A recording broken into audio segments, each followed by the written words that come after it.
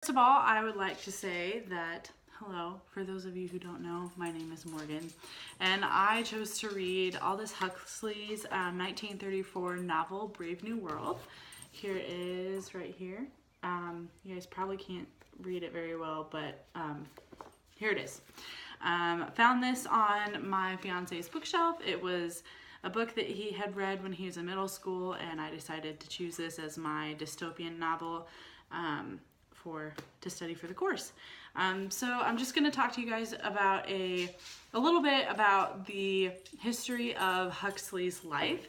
He was born in 1894, and throughout his life he only experienced just pure tragic incidences where, for instance, in 1908 his mother had passed away from cancer, and then about 3 years down the road, Huxley himself actually developed blindness in his eyes. He eventually regained some of his eyesight back, but that was in 1911, and then 3 years after that, his brother had committed suicide after experiencing many years of depression that was unknown to his family. So Huxley himself experienced a very dark life, and that was reflected a lot through some of his other novels leading up to Brave New World. He had written them after he graduated high school. He went to study psychology down the road. So Brave New World proved to be like just an immense success for Huxley because it was like one of the biggest pieces, the biggest sociological, psychological pieces in the era of Huxley. Any decades that had followed Huxley would not only indulge his love in travel, but also explore the new ways of being as a person. Some unique styles or themes that Huxley incorporates into his writing tend to be pretty dark, satirical, parodical, and they usually involve politics, government, or science and scientific developments.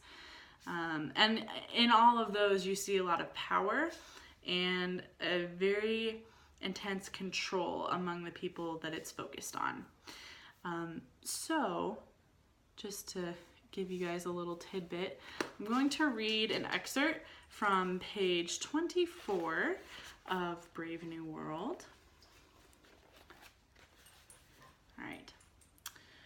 There was an uneasy silence. Several of the boys blushed. They had not yet learned to draw the significant but often very fine distinction between smut and pure science. One, at last, had the courage to raise a hand. Human beings used to be, he hesitated as blood rushed to his cheeks, well, they used to be viviparous. Quite right, the director nodded approvingly. And when the babies were decanted, born, came the correction. Well, then they were parents. I mean, not the babies, of course, the other ones. The poor boy was overwhelmed with confusion. In brief, the director summed up, the parents were the father and the mother. The smut that was really science fell with a crash into the boy's eye-avoiding silence.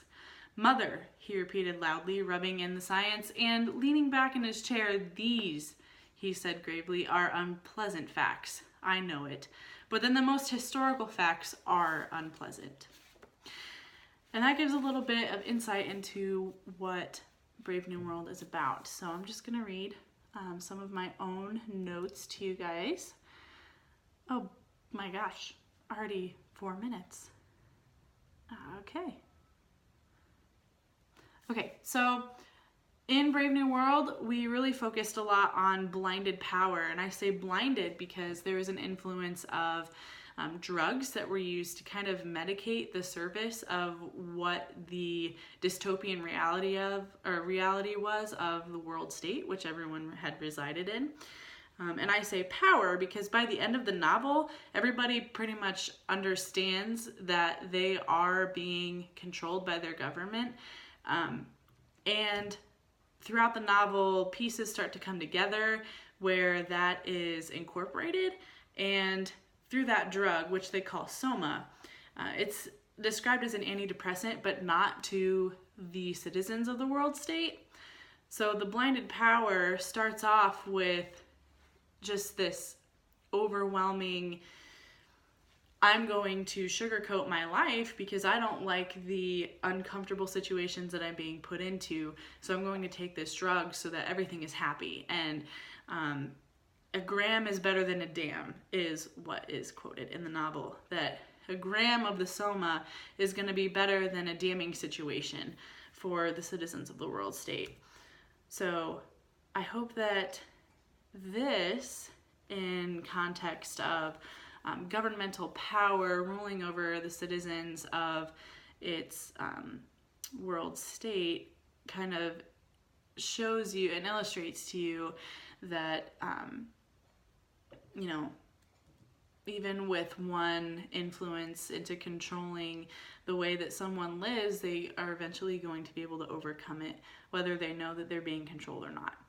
So that is kind of what Brave New World is about. So thanks for watching, and I really enjoyed having class with you guys this semester. So I will see you around campus. Bye.